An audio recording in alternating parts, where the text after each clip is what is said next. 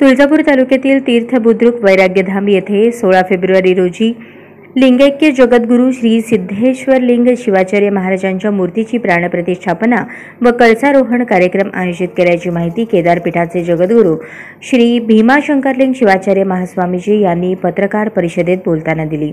यावेळी बोलताना ते म्हणाले, केदारपीठाचे पूर्वीचे जगद्गुरू यांची या ठिकाणी समाधी असून या समाधी मंदिरात 16 फेब्रुवारी रोजी मूर्तीची प्राणप्रतिष्ठापना व कळसारोहण कार्यक्रम होणार असून यावेळी रंभापुरीचे पीठाधीश्वर श्री श्री श्री 1008 जगद्गुरू वीर सोमेश्वर महास्वामीजी यांच्या हस्ते संपन्न होणार आहे। यानिमित्त 14, 15 व 16 फेब्रुवारी पर्यंत होम हवन, धर्मसभा, विश्वशांती महायज्ञ समारंभ संपन्न होणार आहे। यावेळी माजी गृहराज्यमंत्री सिद्धाराम म्हेत्रे, संयोजन समितीचे आप्पासाहेब पाटील, माजी आमदार ओमप्रकाश पोकर्णा, गुरुनाथ बडुरे, किशोर स्वामी, राजाभाऊ मुंडे, बालाजी पांडागळे, श्रीकांत साखरे, लक्ष्मण उळेकर, राजू एकलारे, महादेव तोडकरी, प्रफुल्ल मस्के आदी उपस्थित होते।